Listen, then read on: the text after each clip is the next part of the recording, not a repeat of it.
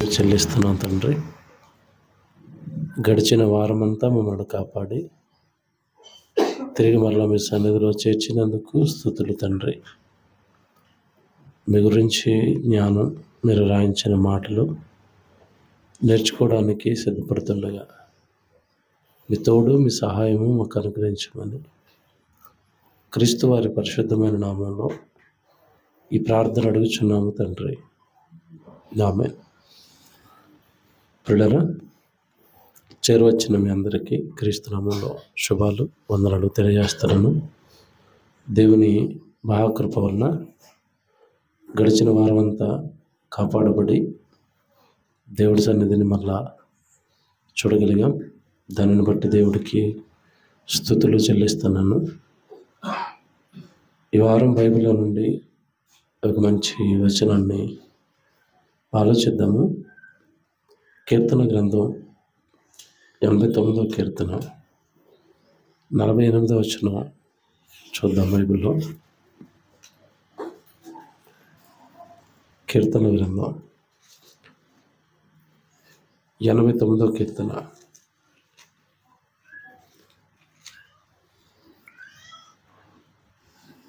48వ వచనం. మరణము చూడక బ్రతుకు నరుడెవడు అన్నాడు. మరణము చూడక బ్రతుకు నరుడెవడు, పాతాళం యొక్క వశము కాకుండా తన్ను తాను తప్పించుకొనగలిగినవాడు ఎవడు. ఈ మాట ఈ వారం మనం ధ్యానిద్దాం. నిజంగా దేవుడు బైబిల్ను రాయించి మన చేతుల్లో పెట్టి భూమి మీద ఉన్న సంగతులే కాకుండా మరణం అనంతరం మనిషికి సంభవింపబో సంగతులు కూడా రాశాడు. ఇలా రాస్తూ ఒక నిజాన్ని ప్రజల ముందు పెట్టాడు. మరణము చూడక బ్రతుకు నరుడెవడు అన్నాడు. మరణాన్ని చూడకుండా ఏ నరుడు తప్పించుకోలేడు. అతడు అధికారి అయినా, డబ్బున్నవాడైనా, చదువున్నవాడైనా, పేదవాడైనా ఖచ్చితంగా అందరూ మరణాన్ని రుచి చూడాలి. మరణం అనేది మనిషి జీవితంలో తప్పక వచ్చే ఒక రోజు. ఒకరు వెనక ఒకరు ముందు తప్పక అందరూ ఆ మరణం అనే దాంట్లోనికి ప్రవేశించాలి. ఒకరోజు ఖచ్చితంగా అది మన తలుపు తడుతుంది అన్నది నిజం. అయితే దేవుడు చనిపోతారన్నది అందరికీ తెలుసు. వయసు వచ్చిన తర్వాత లేదంటే రోగాల బారిన పడో, ప్రమాదాల బారిన పడో మనిషి మరణిస్తాడు. అది అందరికీ తెలిసిన విషయమే. కానీ దేవుడు మనుషులు మరణిస్తారన్న విషయం మనుషులకు తెలుసు తప్ప మరణం తర్వాత సంభవించిపోయే సంగతిని వారు అర్థం చేసుకోలేకపోతున్నారు అని చెప్పి కింద 2వ లైన్లో మరణము చూడక బ్రతుకు నరుడెవడు అని చెప్పి పాతాళము యొక్క వశము కాకుండా తన్ను తాను తప్పించుకొనగలిగిన వాడు ఎవడు అన్నాడు. అంటే మరణం అనంతరం మనిషి చూడబోయే ఒక లోకాన్ని ఈ సమాజానికి పరిచయం చేశాడు దేవుడు.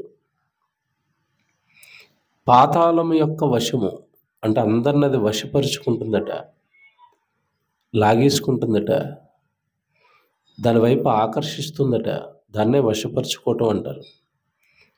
పాతాళము యొక్క వశము కాకుండా అంటే మనిషికి పాపం అనే ఎరను వేసి దేవుడి కొరకు పుట్టిన మనిషిని దేవుడి కొరకు బ్రతకనివ్వకుండా ఈ లోకపు పాపాలు మనిషికి అలవాటు చేసి నేరస్తుడిగా మార్చి, ఒక దొంగగా మార్చి, ఒక వ్యభిచారిగా మార్చి, ఒక త్రాగుబోతుగా మార్చి, ఒక తిరుగుబోతుగా మార్చి, సమాజానికి హాని చేసేవాడిగా, నాశనకరుడుగా మనిషిని మార్చి మరణించిన మరుక్షణం అది తన వైపు లాగేసుకుంటుందట.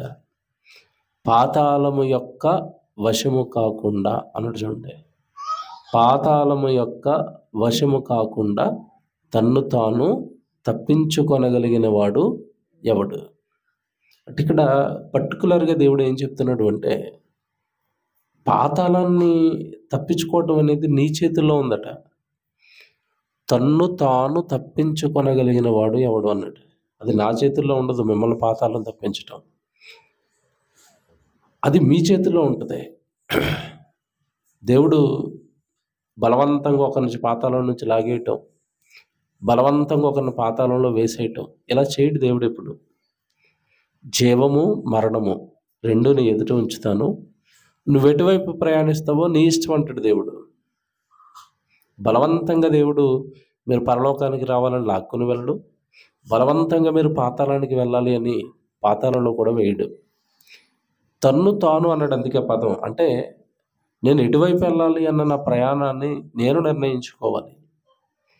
జీవితంలో మనం ఎలా బ్రతకాలనుకుంటున్నామో మన సొంతంగా నిర్ణయాలు ఎలాగైతే తీసుకుంటామో, దేవుడి కోసం నేను బ్రతకాలన్న నిర్ణయం కూడా వాక్యాన్ని బట్టి నువ్వు సొంతంగా తీసుకోవాలి.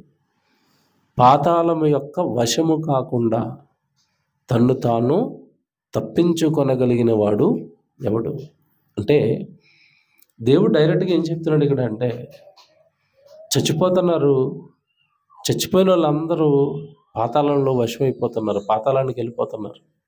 అంటే మరణం అనంతరం పాతాళం ఉందని చెప్పినా దాని వశము కాకుండా వారి జీవితాలను చక్కబెట్టుకోకుండా, జాగ్రత్త పడకుండా, ఆ పాతాళంలోకి జారిపోకుండా ఉండాలి అన్న భయాన్ని కలిగి ఉండకుండా దాని వశమైపోతున్నారు ప్రజలందరూ. మీరు తప్పించుకోవడానికి ట్రై చేయండి, దాంట్లో పడిపోకుండా ఉండడానికి మీరు ప్రయత్నించండి అంటున్నాడు. పాతాళం యొక్క వశము కాకుండా తన్ను తాను తప్పించుకొనగలిగిన వాడు ఎవడు తప్పించుకుంటున్నారు? దేవుడు బాధపడుతూ మాట్లాడుతున్న సందర్భం అది. ఎవడు తప్పించుకుంటున్నాడు? ఎంత మొత్తుకున్నా దేవుడి గురించి, పాతాళం ఉందని చెబుతున్నా, పరలోకం ఉందని చెప్తున్నా, భూమి మీద జీవితం అశాశ్వతం అని చెబుతున్నా, వెళ్ళబోయే మహాలోకాల గురించి ఆలోచన కలిగిన వాడిగా మనిషి లేడు. మరణం అనంతరం చూడబోయే ఆ పాతాళం మీద భయం లేదు. అది నిత్యము అగ్నితో మండుతూ ఉంటుంది, అగ్ని గోళము, ఆరని అగ్ని అది అని సాక్షాత్తు యేసుక్రీస్తుల వారే చెప్పిన నమ్మరు, వినరు, మారరు. ఆ పాతాళం యొక్క వశం నేను అవ్వకూడదు, చచ్చిపోయిన తర్వాత నేను అక్కడికి వెళ్ళకూడదు అని మారు మనస్సుతో దేవుడి కొరకు బ్రతికేవారు లేరట. అది జ్ఞాపకం చేస్తున్నాడు. ఇకపోతే మనుషులందరూ ఎందుకు పాతాళాన్ని తప్పించుకోలేకపోతున్నారు అంటే, దేవుడు కారణాలు చెప్తాడు. ఏం కారణాలు చెప్పాడు అంటే, అసలు పాతాళం గురించి మనిషి ఆలోచించకపోవడానికి గల కారణం ఏంటంటే, మనిషి ఆలోచనలు కేవలం ఈ భూమి చుట్టూ తిరుగుతున్నాయి. ఈ భూమి మీద ఉన్న జీవితమే జీవితం అనుకుంటున్నాడు, ఇదే నా లైఫ్ అనుకుంటున్నాడు, ఇదే భవిష్యత్తు అనుకున్నాడు, ఇదే జీవితం అనుకున్నాడు. కానీ మానవ జీవితం దేవుడి లెక్కలలో ఎలా ఉందో, ఈ భూమి మీద జీవితం గురించి దేవుడు ఏం మాట్లాడుతున్నాడో ఓ మాట మీకు చూపిస్తాను. లేవికాండం మీరు తీయండి. లేవికాండం 25వ అధ్యాయం 23వ వచనం చూడండి బైబిల్లో. లేవికాండం ఆ రోజు ఇశ్రాయేలుతో చెప్తాడు ఈ మాట. 25వ అధ్యాయం 23వ వచనం. వాళ్ళకి భూభాగాలు పంచాడు. పంచిచ్చిన తర్వాత వాళ్ళతో అంటున్నాడు, మీరు భూమిని శాశ్వతంగా విక్రమ చేయకూడదు, ఆ భూమి నాదే అన్నాడు. ఈ మాట చూడండి ఎలా ఉందో. మీరు భూమిని శాశ్వత విక్రయం చేయకూడదు, ఆ భూమి నాదే, మీరు నా యొద్ద కాపురమున్న పరదేశులు. ఇదండి చివరికి దేవుడు ఫైనల్గా ఈ లోకానికి చెప్తున్నది. భూమి నాది, ఆ భూమి మీద మీరు కాపురమున్నారు, భూమి మీద కాపురమున్న పరదేశులు అన్నాడు. అంటే ఈ దేశం మీది కాదు అంటున్నాడు, మీరుంటున్న భూమి మీది కాదు అంటున్నాడు, అది నాది అన్నాడు. నేను జీవితం ఇచ్చాను అన్నాడు. 60-70 ఏళ్ల తర్వాత నేను ఖాళీ చేయించేస్తాను ఆ భూమి మీద నుంచి, వెళ్ళిపోవాలి మీరు ఆ లోకాన్ని విడిచిపెట్టి. ఏమంటే నిజంగా మనిషి మమకారం అంతా ఈ లోకం పైన పెంచుకున్నాడండి. ఈ లోకం పైన, లోకంలో ఉంటున్న వస్తువుల పైన, లోకంలో ఉంటున్న మనుషుల పైన లోకంలో మనిషి అనుభవిస్తున్న ఈ సుఖాలపైన, భూములపైన, ఇళ్ళపైన, ఆస్తులపైన, మనుషులపైన మమకారాన్ని పెంచుకున్నాడు మనిషి. కానీ దేవుడు స్పష్టంగా చెప్తున్నాడు, మీరు నా యొద్ద కాపురం ఉన్న పరదేశులు, అద్దెకు కాపురం ఉన్నారు మీరు. ఆ భూమి నాది, నేను ఎప్పుడైనా మిమ్మల్ని ఖాళీ చేయించేస్తాను. వానర్ కోపం వచ్చిందనుకోండి, అద్దెంట్లో ఉన్న వాళ్ళు ఏం చేస్తారు చెప్పండి? వానర్కి కోపం రానంత కాలమే అద్దెంట్లో ఉంటాం. వానర్కి ఏదైనా కోపం వచ్చినా, మన బిహేవియర్ నచ్చకపోయినా వెంటనే ఏం చేయిస్తాడు? ఖాళీ చేసేయండి మీరు అంటాడు. ఇప్పుడు అతను ఖాళీ చేసేయండి అన్న తర్వాత నువ్వెవరు నన్ను ఖాళీ చేయించడానికి అనగలవా? అసలు అద్దెంట్లో ఉంటున్నప్పుడు వానర్నే మనం అలా అనలేనప్పుడు, ఈ భూమి మీద ఉన్న మన గురించి దేవుడు మాట్లాడుతూ అంటున్నాడు, మీరు పరదేశులు, మీరు నా యొద్ద కాపురం ఉన్నారు అన్నాడు. ఈ భూమి నాదే అన్నాడు. అంటే ఇప్పుడు మన జీవితం పట్ల దేవుడికి కోపం వచ్చినా, జస్ట్ అద్దెంట్లో ఉంటున్న వానర్ అయితే ఇల్లే ఖాళీ చేస్తాడు. దేవుడైతే ఈ లోకాన్నే ఖాళీ చేయమంటాడు, ఈ లోకంలో నుంచే వెళ్ళిపోమంటాడు. ఈ భూమి నాది, నువ్వెవరు నా భూమి మీద ఉండడానికి? నాకు అన్యాయాలు చేస్తూ, అక్రమాలు చేస్తూ, నా వాక్యానికి లోబడిగా బ్రతుకుతున్న నువ్వు ఎందుకు నా భూమి మీద నా నేల సారం అనిపించటం ఎందుకు? నా గాలి పీల్చడం ఎందుకు? నా కొరకు బ్రతికిన నువ్వు నా సర్వసృష్టిని అనుభవించడం ఎందుకు? నా కష్టాన్ని నీకు పెట్టుబడిగా ఎందుకు పెట్టాలి? ఎన్నోసార్లు మార్చుకోవడానికి ప్రయత్నించాను, జీవితం నాది అని చెప్పాను, నా కొరకు బ్రతకాలని చెప్పాను, నీ జీవితంలో నీతి, న్యాయము, యథార్థత కనపడాలని చెప్పాను. ఇవన్నీ చెప్పినా పట్టించుకోనప్పుడు, ఇదిగో నేను భూమి మీద నుంచి నిన్ను ఖాళీ చేయిస్తాను, నువ్వు పరదేశివి గుర్తుపెట్టుకో అన్నాడు. ఈ లోకం నీది కాదు అన్నాడు. ఏమంటే నిజంగా మీరు దేవుడి మాటలు లోతుగా ఆలోచిస్తే, అసలు భూమి మీద నుండి మనిషికి గ్యారంటీ లేదు. గ్యారంటీ ఉందా? ఇప్పుడున్న మనిషి రేపు ఖచ్చితంగా ఉంటాడు అనడానికి గ్యారంటీ ఏమైనా ఉందా? రేపు నాది అని చెప్పుకోవడానికి ఏమీ లేదు. ఈరోజు మంది, రేపు ఉంటామో లేదో తెలీదు. చాలామంది జీవితాలు నేను వచ్చే సంవత్సరం వచ్చేస్తాను, 2035లో బాప్తీసం తీసుకుంటాను, 40లో మీటింగ్ పెడతాను అంటాడు. రేపే దిక్కు లేదు, రేపేమి జరుగునో మీకు తెలియదు అన్నాడు. బాప్తీసం తీసుకోండి అంటే నేను అప్పుడే కదన్నా 2035లో తీసుకుంటాను. ఉంటావేటప్పటికి నువ్వు? ఈలోపు మరణం వస్తే పోయేది ఎక్కడికి? పాతాళానికి. బాప్తీసం వెంటనే తీసుకోవాలి. యేసుక్రీస్తుల వారు రాకడ రేపు జరగవచ్చు, ఎల్లుండి జరగవచ్చు, లేదంటే నీకు మరణం రేపు రావచ్చు, ఎల్లుండి రావచ్చు, ఏదైనా జరగవచ్చు. ఎందుకంటే ప్రభు దినము దొంగ వచ్చినట్లుగా వచ్చును అన్నాడు. యేసుప్రభు ఎప్పుడు వస్తాడో తెలియదు. అలాంటిది ఈ లోకాన్ని నమ్ముకుని ధైర్యంగా ఎలా ఉంటున్నారో ఇప్పటికీ నాకు ప్రశ్ననండి. మనుషులను చూస్తున్నప్పుడు, నీ జీవితం అశాశ్వతం అని చెప్పిన తర్వాత, ఈ లోకంలోనూ పరదేశివి అని చెప్పిన తర్వాత, దేన్ని బేస్ చేసుకుని దేవుడి కొరకు బ్రతకకుండా నమ్మకంగా ఉంటున్నారు? ఏంటి వాళ్ళ ఆధారం ఏంటి? ఒకవేళ వాళ్ళకి మరణం వస్తేనో, లేదంటే యేసుక్రీస్తుల వారు వస్తేనో జీవితం ఏంటి అంటే, మీరు ముందు చదువుకున్న మాట, పాతాళము యొక్క వశము కాకుండా తన్ను తాను తప్పించుకొనగలిగిన వాడు ఎవడు అన్నాడు. అంటే ఖచ్చితంగా మరణం వచ్చిందంటే వెళ్ళిపోయేది ఎక్కడికి అన్నాడు? పాతాళమే. ఇక్కడికి 2 వచనాలు పక్క పక్కన పెట్టుకొని చదువుకుంటే, భూమి మీద ఉన్న మనిషి జీవితం అశాశ్వతం అని, ఎప్పుడు మరణం వస్తుందో తెలియని ఒక అల్పమైన జీవితం అని మనిషి గ్రహించగలుగుతాడు. కానీ ఇక్కడ ప్రాబ్లం ఏంటంటే, మనిషి లోకాన్ని చూసి ధైర్యం తెచ్చుకుంటున్నాడు, లోకంలో ఉన్న మనుషుల్ని చూసి ధైర్యం తెచ్చుకుంటున్నాడు, లోకంలో ఉన్న వాటిని ఆశించి ధైర్యం తెచ్చుకుంటున్నాడు. కానీ ఎప్పుడు మరణం ఎలా వెంటాడుతుందో తెలియక జీవితాన్ని విడిచిపెట్టి వెళ్ళిపోతున్నాడు. మీరెంత చదువుకున్న మాట ఏదైతే ఉందో, మరణము చూడక బ్రతుకు నరుడెవడు అన్నాడు. ఖచ్చితంగా మరణం అనేది మనిషి జీవితంలో వచ్చి తీరుతుంది. పాతాళములోనికి వెళ్ళిపోకుండా, వశము కాకుండా తను తాను తప్పించుకొనగలిగిన వాడు ఎవడు? ఇక్కడ భూమి మీద జీవితం అశాశ్వతం, వెంటనే వచ్చే లోకమేమో పాతాళం. ఇప్పుడు ఎంత తీవ్రంగా మనిషి ఆలోచించాలండి, ఎంత ఎలా చెప్పాలంటే ఎంత వేదనతో ఉండాలి నెక్స్ట్ స్టెప్ కోసం. ఈ భూమి మీద జీవితం ముగిసిపోతే నేను పాతాళం వెళ్ళిపోతానా? ఎందుకంటే అందరి నెత్తి మీద ఉన్న ఒక అతిపెద్ద ప్రమాదం ఇది. జీవితాన్ని చక్కబెట్టుకోకపోతే, బ్రతుకును బాగు చేసుకోకపోతే, ప్రభువుని జీవితంలోకి అంగీకరించి నీతిగా, న్యాయంగా, యథార్థంగా ఆయన సువార్తకు ఉపయోగపడుతూ బ్రతకకపోతే నెక్స్ట్ వచ్చే భయంకరమైన ప్రమాదం ఏంటంటే పాతాళమే. మీరు జీవితాలను చూస్తున్నారో లేదో, పెద్ద పెద్ద సెలబ్రిటీలుగా చెప్పబడుతున్న వాళ్ళు, యాక్టర్లుగా చెప్పబడుతున్న వాళ్ళు ఈరోజు కనపడిన అతను రేపు చచ్చిపోతున్నారు. ఈ మధ్యకాలంలో సేవకులు చచ్చిపోతున్నారు. మొన్న ఒక ఆయన చనిపోయారు, ఎవరు ప్రకాష్ గంటాల అని ఒక ఆయన చనిపోయారు. బాగా మాట్లాడుతాడట, ఆయన చనిపోయారు.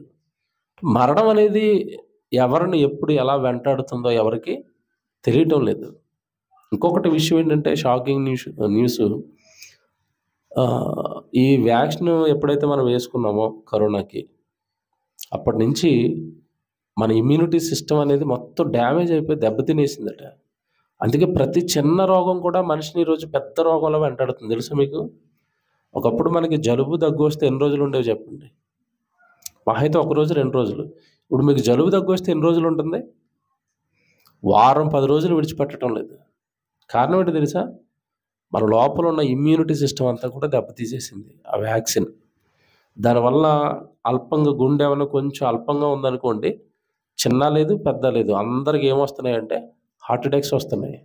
చిన్నపిల్లలు కూడా 7 తరగతి చదువుకునే వాళ్ళకి, 8వ తరగతి చదువుకునే వాళ్ళకి, 12, 11, 10 ఏళ్ల వయసులో ఉన్న పిల్లలకు కూడా హార్ట్ అటాక్లు వస్తున్నాయి. కారణం ఏంటంటే మనిషి యొక్క బాడీలో ఉన్న ఇమ్యూనిటీ సిస్టమ్ ఏదైతే ఉందో అది మొత్తం వీక్ అయిపోయి మనిషి చాలా బలహీనుడిగా మారిపోయాడు. ఎప్పుడు జీవితానికి ఏం జరుగుతుందో ఎవరికి తెలీదు. అలాంటప్పుడు ఎంత జాగ్రత్త పరుచుకోవాలి జీవితాన్ని, ఎంత భద్రం చేసుకోవాలి, ఎంత జాగ్రత్తగా జీవితాన్ని ఆలోచించుకోవాలి. ఏమంటే ఈరోజు మనిషి మరణం అనగానే లోకంలో ఉన్న మరణాలు చూసి చూసి చూసి అలవాటైపోయి ఏముందిలేండి మరణం అన్న దగ్గరికి వచ్చేసాడు. ఎందుకంటే ఒకప్పుడు మరణం అంటే చాలా పెద్దది. ఇప్పుడు ఏంటంటే వాడు 10th క్లాస్ ఫెయిల్ అయితే చచ్చిపోతాడు, అమ్మ నాన్నని తిడితే చచ్చిపోతాడు, సెల్ఫీ కోసం ట్రైన్ దగ్గర సెల్ ఫోన్ పెట్టుకుని చచ్చిపోతాడు. ఇక చావు అనేసరికి ఏదో చిన్న ఆటలాగా అయిపోయింది మనుషులకి. ఇక్కడ దేవుడు రాయిస్తున్నమాట, మరణం గనక నీకు వచ్చిందా వెంటనే నువ్వు చూసే లోకం ఏంటంటే పాతాళం. అది చాలా భయంకరం. అది ఆ పాతాళం యొక్క వశము కాకుండా మనల్ని మనం ఏం చేయాలట? కాపాడుకోవాలి. భూమి మీద జీవితాన్ని మాత్రం నమ్ముకోకండి. ఎందుకంటే మరో మాట చూపిస్తాను. ఇప్పుడు మీరు లేవీకాండం చదువుకున్నారు కదా, దినవృత్తాంతాల 1వ గ్రంథానికి రండి. నేను చెప్పిన మాటలన్నీ ఎంత స్పష్టంగా దేవుడు రాశాడో. దినవృత్తాంతాల 1వ గ్రంథం 29వ అధ్యాయం 15వ వచనం చూద్దాం.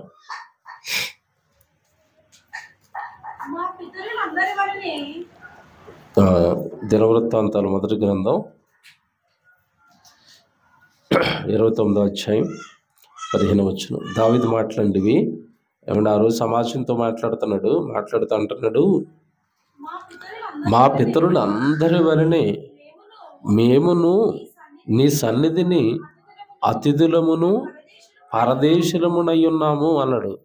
మా పితరులు అందరి వలనే అంటే అర్థం ఏంటంటే మాకు పూర్వీకులు ఉన్నారు కదా, మా తాత ముత్తాతలు అందరూ, వాళ్ళందరూ కూడా, మా పితరులందరూ కూడా నీ సన్నిధిని జస్ట్ అతిథులు పరదేశులమై ఉన్నాము అన్నాడు. అతిథులు అంటే అర్థం ఏంటి? వచ్చి వెళ్ళిపోతారు. అసలు దేవుడి లెక్కల్లో కూడా మనిషి జీవితం ఎలాంటిది అంటే భూమి మీద మీరు అతిథులు, వస్తారు వెళ్ళిపోతారు. మన తాతయ్య వచ్చాడు, వెళ్ళిపోయాడు. తర్వాత మా నాన్న వచ్చాడు, కొంతమందికి వెళ్ళిపోయారు, ఇప్పటికే వెళ్ళిపోయారు. తర్వాత మనం ఉంటామా వెళ్ళిపోతాం. ఎంత బాగా రాస్తున్నాడు చూడండి. నీ సన్నిధిని, మా పితరుల వలె నీ సన్నిధిని మేము అతిథులము పరదేశులమునై ఉన్నాము. ఈ దేశం మాది కాదు, ఈ లోకం మాది కాదు, ఈ మట్టి మాది కాదు, ఈ నేల మనది కాదు, ఈ ఊరు మనది కాదు. ఇవన్నీ తెలియక కవులు పాటలు రాసేశారు. ఊరి మాదిరో నేల మనదిరో. ఎవరిది మనది? ఆ పాట పాడినోడు ఉన్నాడో లేదో ఇప్పటికీ డౌట్. నాకు రాసిన ఆయన ఉన్నాడో లేదో తెలియదు, పాడిన ఆయన ఉన్నాడో లేదో తెలీదు. నేల మనది, ఏమండి ఊరు మనది, దేశం మనది, ఏమి మనవి కాదు. ఇవన్నీ లోకం మాయ చేసిందండి. పెద్ద పెద్ద కవులు అని పిలువబడుతున్న వల్ల ఆ కవితల్లో కూడా లోపలికి వెళ్ళి జూమ్ చేస్తే సారం ఏముండదు, అవన్నీ డొల్లా తేలిపోతాయి. గోదావరి ప్రాంతాలకు తెలుసు. అక్కడ ఒక పాట రాశాడు, ఒక కవిత రాశాడు. గోదావరి గట్టు ఉంది, గట్టు మీద పెట్టుంది, పెట్ట మనసులో ఏముంది రాశాడు. తెలుసు కదా మీకు. అది పెద్ద సంచలనం. అది ఎంత ఆ వర్ణనకి ఎంత ఆనందపడిపోయారంటే ప్రజలు. నిజమే కదండి. గోదావరి గట్టు ఉంది, గట్టు మీద చెట్టు ఉంది, చెట్టు మీద పెట్టుంది, పెట్ట మనసులో ఏముంది అని రాశాడు. అంటే కవి ఏం చెప్పాడంటే పెట్ట మనసులో ఏముంటుందో ఎవడికి తెలియదు అన్నాడు. కవి అక్కడి వరకు ఆగిపోతేనే చప్పట్లు కొట్టారండి. బైబిల్ ఒక అడుగు ముందుకేసి పెట్ట మనసులో ఏముంటుందో నీకు తెలియదు కానీ నేను చెప్తానని చెప్పాడు దేవుడు. బైబిల్లో చెప్పాడా? కాకి పిల్లలు గూట్లో ఉన్నాయి. గూడు ఎక్కడ ఉంటాయి చెప్పండి? చెట్టు మీద. తల్లేమో ఆహారానికి వెళ్ళింది. ఇప్పుడు ఆ కాకి పిల్లల మనసులో ఏముందో బైబిల్లో దేవుడు రాయించాడా, రాయించలేదా? రాయించాడు. కాకి ఆహారానికి వెళ్ళినప్పుడు కాకి పిల్లలు దేవుడికి ఏం చేస్తున్నాయట? మొరపెడుతున్నాయి. అంటే ఇప్పుడు కాకి మనసులో ఏముందో తెలియని మనిషికి ఇతని జీవితం ఏం అర్థమవుతుంది అంటున్నాను నేను. ఇప్పుడు మీకు అర్థమైంది నా పాయింట్? అసలు పెట్ట మనసులో ఏముందో తెలియనోడికి ఇతని జీవితం ఏం అర్థమవుతుంది చెప్పండి. ఇక వాళ్ళు పెద్ద పెద్ద కవులు, గొప్పవాళ్ళు సమాజానికి. చివరికి పెట్ట మనసులో ఏముందో కూడా చెప్పలేనోడు గొప్పోడే. పెట్ట మనసులో దేవుని పైన ఆలోచనలు ఉన్నాయి. పెట్ట మనసులో దేవుడికి ప్రార్థనలు ఉన్నాయి. పెట్టకి దేవుడు తెలుసు. ఈ కవిత రాసిన కవికి ఎవరు తెలియదు? దేవుడు తెలియదు. విచిత్రం అండి. అసలు సమాజం వాళ్ళనే గొప్పవాళ్ళు అనుకుంటుంది, వాళ్ళనే పొగుడుతుంది, వాళ్ళే ఏమంటే మేధావుల్లాగా ఈ సమాజాన్ని కనపడుతున్నారు. కానీ దేవుడు మాటలు చూడండి ఎంత స్పష్టం అండి. మా పితరులు అందరి వలె, మా పూర్వీకులు అందరూ పుట్టారు, 60-70 ఏళ్ళు బ్రతికారు, ఈ లోకాన్ని విడిచిపెట్టి వెళ్ళిపోయారు. మా పితరులు అందరి వలె మేమును నీ సన్నిధిని అతిథులమును పరదేశులమునై ఉన్నాము. మా భూ నివాస కాలము నేడ ఎంత అస్థిరము, స్థిరముగా ఉన్నవాడు ఒకడును. బా ఎంత బాగా రాశాడు చూసారా? భూమి మీద మా కాలం ఏదైతే ఉందో మా భూ నివాస కాలము అన్నాడు చూడండి. మా భూ నివాస కాలము, మేము భూమి మీద నివసించే కాలము నేడ ఎంత అస్థిరము అన్నాడు. నీడ ఎంత అస్థిరము అంటే నీడ ఎప్పుడు కూడా స్టడీగా ఉండదు, ఒక చోట ఉంటుందా? సూర్యుడు తిరుగుతున్నంతసేపు నీడ కూడా ఏమైపోతూ ఉంటుంది? మారిపోతూ ఉంటుంది. నీడ ఎంత అస్థిరము, స్థిరముగా ఉన్నవాడు ఒకడును. అంటే భూమి మీద ఎవ్వరు స్థిరంగా లేరట. మీరు చూడండి, ఎవరైనా స్టాండర్డ్గా ఉండిపోయారా భూమి మీద? ఎవరు లేరండి. అందరూ వచ్చారు, వాళ్ళ జీవితాలను గడిపేశారు, భూమి మీద వెళ్ళిపోయారు. వెళ్ళిపోయింది ఎక్కడికి వెళ్ళిపోయారు అంటే దేవుడిని తెలుసుకోకుండా, దేవుడు ఎవరో గుర్తించకుండా ఎక్కడికి వెళ్ళిపోయారు అంటే మరణము చూడక బ్రతుకు నరుడెవడు, పాతాళము యొక్క వశము కాకుండా తను తాను తప్పించుకొనగలిగిన వాడు ఎవడు. అంటే చావు వచ్చిన తర్వాత పాతాళం ఉంటుంది అని తెలిసిన వాడు, భూమి మీద నా జీవితం అస్థిరం, ఎప్పుడు పోతానో తెలీదు అని తెలిసిన వాడు నిజంగా వాళ్ళ జీవితాలను చక్కబెట్టుకుంటాడండి. ఎక్కువగా దేవుడి కొరకు బ్రతకడానికి ప్రయాసపడతాడు, ఎక్కువగా దేవుడి కోసం ఆలోచిస్తాడు. ఎందుకంటే మరణం తర్వాత నిలబడవలసింది ఆయన ముందే. ఆ పాతాళాన్ని తప్పించేది కూడా ఆయనే. ఆ పాతాళాలు ఆయన తప్పించాలంటే భూమి మీద బ్రతుకులను నాకేం చేసావని అడుగుతాడు. జీవితంలో నాకు నువ్వు ఎంత విలువిచ్చావు అని అడుగుతాడు. నాకు రావాల్సిన మహిమ, ఘనత, కీర్తి నీ వల్ల నాకు ఎంతవరకు తెచ్చావు ఈ భూమి మీద అని అడుగుతాడు. ఇవన్నీ దేవుడు అడిగిన తర్వాత రండి మనము ఎక్కడికి వెళ్ళాలి, పాతాళానికా పరదేశికా అన్నది నిర్ణయిస్తాడు దేవుడు. అడుగుతాడు ఇవన్నీ. నీ జీవితం ఏంటి? ఎందుకు ఖర్చు పెట్టావు వృధాగా ఆ లోకానికి? ఉండవని తెలుసు, ఆ లోకం నుండి ఏమి తీసుకెళ్ళలేవని తెలుసు, మరి ఎందుకయ్యా వృధా చేసుకున్నావు జీవితాన్ని అని అడుగుతాడు దేవుడు. అంటే మహారాష్ట్రుడు చూసారా, మా భూ నివాస కాలము నీడ ఎంత అస్థిరము, స్థిరముగా ఉన్నవాడు ఒకడును లేడు. ఎవ్వరూ ఉండరు అన్నప్పుడు ఏమండి, ఈ లోకం గురించి ఎంత బాగా ఆలోచించాలి మనం. ఈ లోకం నుంచి ఎలాగో వెళ్ళిపోతాం కనుక ఈ లోకం నుంచి ఖాళీ చేసే లోపు, ఈ లోకాన్ని విడిచిపెట్టే లోపు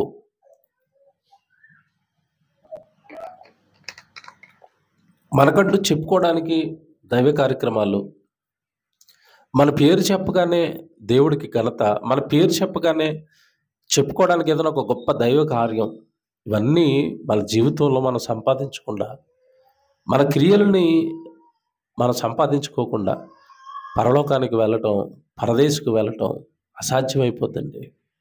అసాధ్యమైపోద్ది. ఒక తెలివైన వాడైతే, ఈ పాతాలను తప్పించుకోవాలన్న తెలివైన వాడైతే వాడు ఎలాంటి క్రియల్లో ఉంటాడో బైబిల్లో రాశాడు దేవుడు. ఒక మాట తిమోతికి రాసిన పత్రిక రండి ఒకసారి.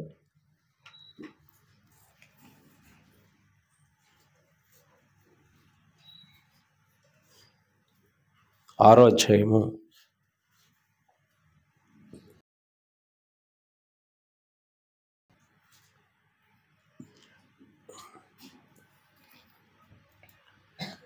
17 చూద్దామే. తిమోతికి రాసిన మొదటి పత్రిక 6వ అధ్యాయం 17వ వచనం. ఇహమందు ధనవంతులైన వారు గర్విష్ఠులు కాక అస్థిరమైన ధనము యందు నమ్మిక ఉంచ, సమస్తమును మనకు ధారాళముగా దయచేయు దేవుని యందే నమ్మిక ఉంచుడని ఆజ్ఞాపించము. ఇక్కడ నిజంగా ప్రపంచం నివ్వెరపోయి ఒక సంగతి చెప్పాడండి దేవుడు. ఏంట సంగతి అంటే, ఈరోజు ప్రపంచం అంతా బేస్ అయిపోయింది, నమ్ముతున్నది దేన్ని చెప్పండి? ధనం కదండి, డబ్బు కదండి. ఇప్పుడు అక్కడ ఎంత స్పష్టమైన వివరణ ఇచ్చాడంటే దేవుడు, ఇహమందు ధనవంతులైన వారు గర్విష్ఠులు కాక అస్థిరమైన ధనము యందు నమ్మిక ఉంచక. పదం చూసారా? అస్థిరమైన ధనము యందు నువ్వేం చేయకూడదట? నమ్మొద్దు. అది స్థిరంగా ఉండదు. ఏమంటే చాలా మంది ఈరోజు మీరు చూస్తున్న మరణాలు చూస్తుంటేనండి, నిన్న ఈ ప్రయాణం చేస్తుంటే రాత్రి ఒక వీడియో చూశానండి. మానవత్వం మంట కలిసిన వేళ అని పెట్టి ఒక వార్త చూశాను నేను. ఏంటి వార్త అంటే, ఒక ఆవిడ ఒంటరిగా రోడ్డు మీద నడుచుకుంటూ వెళుతుంది. మెడలో ఇంత లావు వెళ్ళండి, చైన్ రాలేదు, కానీ ఆవిడ రోడ్డు మీద సడన్ పడిపోయండి. చచ్చిపోయిందో తెలీదు, స్పృహ కోల్పోయిందో తెలియదు, పడిపోయిందండి. అలాగా వాడు చాలా దూరం ముందుకెళ్ళిపోయండి, మళ్ళీ రిటర్న్ వచ్చేయడానికి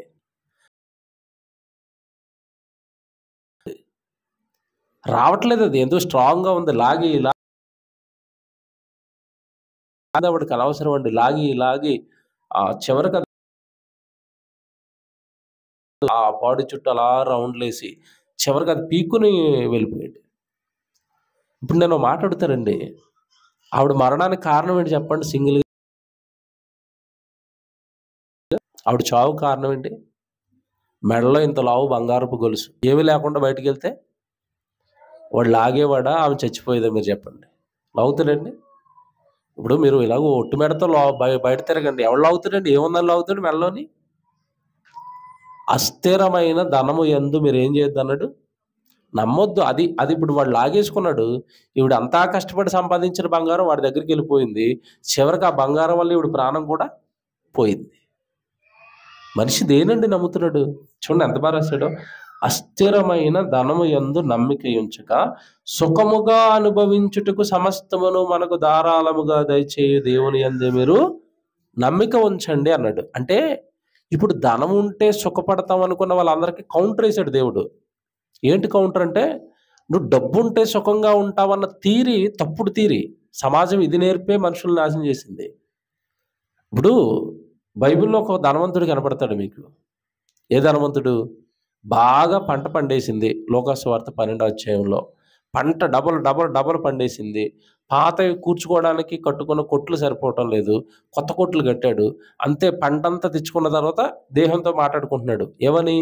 నా ప్రాణమా, తిను, త్రాగు, సంతోషించు, అనేక సంవత్సరములకు సరిపడా పంట నేను నీకు సమకూర్చాను అన్నాడు. అంటే ఇక్కడ జాగ్రత్తగా వినాలి. వాడు ఇదే అపోహలో ఉన్నాడు. ఏంటి అపోహ అంటే, డబ్బు బాగా ఉంటే, పంట బాగా ఉంటే నేను ఎక్కువ సంవత్సరాలు నేను సుఖంగా ఉంటాను, నా ప్రాణాన్ని సుఖపెడతాను అనుకున్నాడు. కానీ ఆ రోజు వాడితో దేవుడు వేసిన డైలాగ్ ఏంటి చెప్పండి? వెర్రివాడా, ఈ రాత్రి నీ ప్రాణాన్ని అడుగుచున్నారు. అంటే ఇప్పుడు మరి డబ్బు ఉంది, అనుభవించాలి. ఆ డబ్బునంటే ఏముండాలి? ప్రాణం ఉండాలి. ఆరోగ్యం ఉండాలి. ఇప్పుడు ఈ ప్రాణము, ఆరోగ్యము ఈ 2 మనిషి చేతుల్లో ఉంటాయా? మీరు చెప్పండి. డబ్బు సంపాదించడం నీ చేతుల్లో ఉండొచ్చు. డబ్బు కూర్చుకోవడం నీ చేతుల్లో ఉండొచ్చు. దాన్ని అనుభవించాలంటే, ఆ సుఖాలు నువ్వు పొందుకోవాలి అంటే అదెవరి చేతుల్లో ఉంది? దేవుడి చేతుల్లో. చూసారా? ఈ రాత్రే నీ ప్రాణాన్ని అడుగుతున్నారంటే డబ్బంతా అక్కడే ఉంది. అనుభవించడానికి వాడికి ప్రాణం లేదు. చచ్చిపోయాడండి. మీరు ఇదే ఆలోచించాలి ఇక్కడ దేవుడి మాట. మీరు అస్థిరమైన ధనము యందు నమ్మిక ఉంచక. ఎందుకంటే టోటల్‌గా ఈరోజు మనిషి పాడైపోయింది ఇక్కడే. తప్పులు చేస్తున్నది దీనికోసమే. నేరాలు చేస్తున్నది దీనికోసమే. బంధాలను పోగొట్టుకుంటున్నది దీనికోసమే.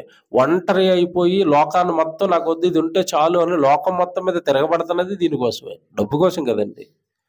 తెల్లవారు లేస్తే మనుషుల ఆలోచనలు గానీ, మనుషుల గొడవలు గానీ, మనుషుల మనస్పర్ధలు గానీ ఈ అన్నిటికి కారణం ఒకటే డబ్బు.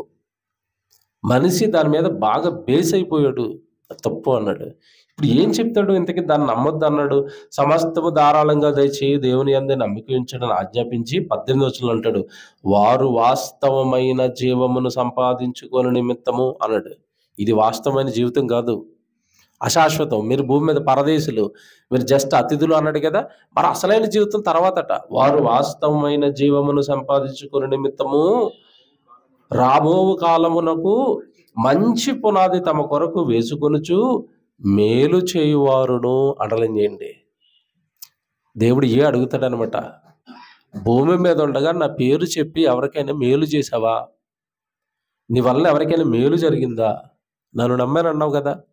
సర్వలోక పాపాలు తీసేయడానికి సిలువలో ప్రాణం పెట్టిన నన్ను నమ్మి నువ్వు అసలు ఎవరికి అంతటి త్యాగంతో కూడిన మేలు ఎప్పుడు చేసావు? ఎవరికి చేసావు నువ్వు? అంటే క్రైస్తవ జీవితంలో ఇవి ఉండాలట. మన వల్ల అవతల వాడికి మేలు జరగాలి.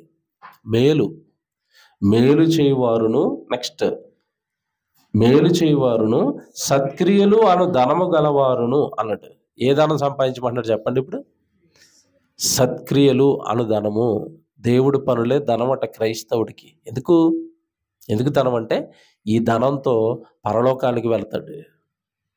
సత్క్రియలు అన్న ధనము గలవారును ఔదార్యము గలవారును తమ ధనములో ఇతరులకు పాలిచ్చేవారునై ఉండవలనని వారికి ఆజ్ఞాపించు. రాబో కాలానికి మంచి పునాది వేసుకోండి. ఆ పాతాళాన్ని తప్పించుకోండి. ఇందాక మీరు ఫస్ట్ మాట్లాడిన మాటకి ఇది ఆన్సర్ అనమాట. మరణం చూడకు బ్రతుకు నరుడెవడు, పాతాళం యొక్క వశము కాకుండా తను తాను తప్పించుకొనగలిగిన వాడు ఎవడంటే, ఆ పాతాళాన్ని నువ్వు తప్పించుకోవాలంటే భూమి మీద నువ్వు చేయవలసినవి ఇవి. రాబోయే కాలానికి మంచి పునాది వేసుకుంటూ ఆ పాతాళ లోకాలను తప్పించుకోవాలి అంటే, మంచి భవిష్యత్తు నీకు కావాలి అంటే, వాస్తవమైన జీవితం పరదేశ్ కానీ స్వర్గం కానీ కావాలి అంటే భూమి మీద ఉండగా నీ జీవితాన్ని బట్టి మేలు జరగాలి. మేలు చేయువారును అన్నాడు. మేలు చేసేవారుగా తన పిల్లలు ఉండాలని కోరుకుంటే, ఈరోజు సమాజంలో మీరు ఎవరిని చూడండి, మేలు చేసేవారా కీడు చేసేవారా మీరు చెప్పండి. స్నేహితుడు లేడు, బంధువు లేడు, తల్లి లేదు, తండ్రి లేడు, చెల్లి లేరు. అందరికీ ఒకరికొకరు ఎందుకు బాగా కీడు చేసుకుంటున్నారండి. ఒకరినొకరు తగ్గించుకుంటారు, ఒకరి గురించి ఒకరు చెడుగా మాట్లాడతారు. ఏమంటే ఒకరి గురించి ఒకరు తప్పుడు ప్రచారాలు చేస్తూ ఉంటారు. ఏమి తెలియకపోయినా నోట్లో మాట ఉంది కదా. ఒకరి గురించి తప్పుడుగా మాట్లాడటం అంటే వాళ్ళకి కీడు చేయటమే. ఒకరిని తక్కువ చేసి మాట్లాడటం అంటే వాళ్ళకి వాళ్ళ వ్యక్తిత్వాన్ని పోగొట్టి వాళ్ళకి నువ్వు కీడు చేయటమే. ఇలాంటివి ఏమి చేయకూడదట. మేలు చేయాలట. అంటే అవతల వ్యక్తి నిలబడే మాటలు చెప్పటం, అవతల వ్యక్తిని దేవుళ్ళలోకి నడిపించే మంచి మాటలు వాడితో మాట్లాడి దేవుడి వైపు నడిపించటం. మేలు చేయటం అంటే దేవుడి వైపు చక్కగా ప్రజలను నడిపించటం. నువ్వు మేలు చేసేవాడిగా ఉన్నావా? నిజంగా నాకు మొన్న కాకినాడ వెళ్ళాను నేను. మీరు ఎవరైనా లైవ్ చూస్తే మీకు అర్థమవుతుంది. నాకు ఎంత ఆనందం వచ్చిందంటేనండి జీవితంలో ఫర్ ద ఫస్ట్ టైం నేను పడిన ఆనందం అంతా ఇంత కాదు. కాకినాడలో కుర్రాడు, యవనస్తుడు, మ్యారేజ్ అయింది. ఇద్దరు చిన్న పిల్లలు ఉన్నారండి. బాగా చిన్న పిల్లలు, ఇద్దరు అబ్బాయిలు. అయితే అతను ఈ ఆన్లైన్లో జోదానికి అలవాటు పడిపోయాడు. ఆన్లైన్లో డబ్బులు పెట్టడం పోగొట్టుకోవటం, ఉన్న ఇల్లు కూడా అమ్మేశాడు ఆ జోదంలో పెట్టడానికి. దగ్గరగానండి 30 లక్షలు పోగొట్టుకున్నాడట. 1,00,000 పెట్టడం, వాడు ఒక 50,000 ఇవ్వటం, వస్తుంది కదా అని ఇంకో 2,00,000 పెట్టడం, పోగొట్టుకోవటం. అలాగే ఎలాగైనా పోగొట్టుకున్నదంతా మరలా సంపాదించాలని అక్కడక్కడ అప్పులు చేయటం, లోన్లు తెచ్చేయటం, ఉన్న ఆస్తులు అమ్మేయటం. అలాగండి దగ్గరగా 30 లక్షలు పోగొట్టుకున్నాడట. పోగొట్టుకున్న తర్వాత చుట్టూ అప్పులైపోయినాయి. ఇక చచ్చిపోదామన్న స్టేజ్కి వచ్చాడు కుర్రాడు. ఇక నేను చచ్చిపోవాలి, ఆత్మహత్య నాకు శరణ్యం అన్న స్టేజ్కి వచ్చినప్పుడు నా ప్రసంగాలు వింటూ ఉన్న కుర్రోడు పరిచయం అక్కడ. ఈ కుర్రోడికి ఆ కుర్రోడు పరిచయం ఉన్నాడట.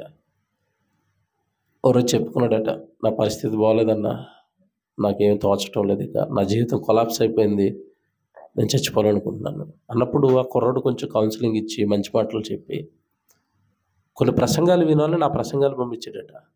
దగ్గరగా 1 సంవత్సరం క్రితం. నిజంగా ఆ ప్రసంగాలన్నీ విని దేవుడి గురించి రోజు ఇక ప్రసంగాలు వింటాం జూదం పక్కకు పెట్టి ప్రసంగాలు విని మారిపోయాడండి ఆ కుర్రోడు. మారిపోయాడు, మైండ్ సెట్ అంతా మార్చుకున్నాడు. చచ్చిపోవాలన్న ఆలోచనలో నుంచి ముందు బయటకు వచ్చాడు. తర్వాత ఈ జూదానికి దూరంగా ఉండాలన్న దాంట్లో నుంచి బయటకు వచ్చాడు. వచ్చి దగ్గరగా ఇప్పటికి 1 year అయిందట. నిజంగా అప్పులన్నీ కొంచెంగా కష్టపడి పని చేసుకుంటూ కొంచెంగా తీర్చుకుంటూ వస్తూ వాళ్ళ జీవితం చక్కబడినందుకండి ఆ కుటుంబం అంతా కృతజ్ఞత కూడుకు పెట్టారు. 22వ తారీఖు మీరు చూడండి, లైవ్లో ఆ కుర్రోడు కూడా మాట్లాడతాడు. నా జీవితం కొలాప్స్ అయిపోయింది అనుకున్న టైంలో దేవుడి వాక్యం నన్ను నిలబెట్టింది అని. ఎందుకు చెప్పానంటే, ఒక వ్యక్తి జీవితం నిలబడింది అంటే మీకు తెలుసో లేదో, వాక్యం కనుక అందకపోతే ఆ కుర్రోడు చచ్చిపోతే ఎంతమంది సఫర్ అవుతారు చెప్పండి. ఒక వ్యక్తి చచ్చిపోతే భార్య, తనకున్న 2 పిల్లలు, తర్వాత ఈ భార్య తరపు అమ్మనాన్నలు, ఈ కుర్రోడు చచ్చిపోతే వీళ్ళ అమ్మనాన్నలు, ఎంతమంది సఫర్ అయ్యేవాళ్ళు, ఎంతమంది బాధపడేవాళ్ళు, ఎన్ని కుటుంబాలు దుఃఖంలోకి వెళ్ళిపోయో మీరు ఆలోచించండి. కానీ మనం మాట్లాడిన ప్రసంగాలు లైవ్ ఇవ్వటం వల్ల అతను విని మారిపోయాడు అంటే అతని కుటుంబానికి వాక్యం ఏం చేసింది చెప్పండి. ఇప్పుడు మేలు చేసింది, ఒక కుటుంబాన్ని నిలబెట్టింది. సెమినార్లు పెట్టడించడం వల్ల, వాక్యం చెప్పించటం వల్ల మనకి చేయగలుగుతుంది. మేలు చేయవారు అంటేనే మీకు అర్థం చేసుకోవాల్సింది ఏంటంటే, మేలు చేయవారు అంటే పెట్టడం కంటే పెద్ద మేలు మరొకటి. వ్యసనపరులు మారిపోతారు, వాక్యం వెళ్ళిందంటే త్రాగుబోతులు మారుతారు, వాక్యం వెళ్ళిందంటే తిరుగుబోతులు మారుతారు. కుటుంబాలు చక్కబడిపోతాయండి వాక్యం వెళితే. అది ప్రపంచానికి క్రైస్తవుడు చేయవలసిన మేలు. ఆ మేలు చేసి ప్రతి వారు కూడా జీవితంలో నేను నీకోసం మేలు చేశాను తండ్రి, నీ వాక్యాన్ని చెప్పించాను, చాలామంది బ్రతుకులను చక్కబెట్టాను అని మన జీవితాన్ని బట్టి సమాజానికి వాక్య సంబంధమైన మేలులను జరిగించి సత్క్రియలు అనే ధనాన్ని మనం బాగా సమకూర్చుకుని వాస్తవమైన జీవాన్ని సంపాదించుకోవాలి. అలా రాబో పాతాలను మనం ఏం చేయవచ్చు, తప్పించుకోవచ్చు. తప్పించుకొనగలిగిన వాడు ఎవడు అంటే, ఇదిగో ఈ కార్యాలలో ఎవడైతే ఉంటాడో వాడు పాతాళాన్ని తప్పించుకుంటాడు. ప్రార్థన చేసుకుందాం. ప్రేమ కలిగిన తండ్రి, బైబిలును చక్కగా రాయించి మా చేతుల్లో పెట్టి నిర్వీర్యమైపోతున్న ఈ సమాజం, మీ గురించిన జ్ఞానం లేక జీవితాన్ని గందరగోళంలో పడేసుకొని మరణం తర్వాత నిత్యాగ్ని దండంలోనికి వెళ్ళిపోతున్న ఈ సమాజానికి తండ్రి, మీరు చూపిన మార్గం గొప్పది, మీరు రాయించిన మాటలు మరి గొప్పవి తండ్రి. మరి పాతాళం యొక్క వశము కాకుండా ఎవరు తప్పించుకుంటారు అని మీరు ప్రశ్న వేశారు. దానికి సమాధానం బైబిల్లో నుండి తండ్రి మీరే రాయించారు. ఆ మాటలు మీ పిల్లలకి చెప్పాను. విని గ్రహించి మీ కొరకు బ్రతికేవారుగా, మేలు చేసేవారుగా, సత్క్రియలను ధనం సంపాదించేవారుగా, వాళ్ళకు పాలిచ్చేవారుగా ఆలోచన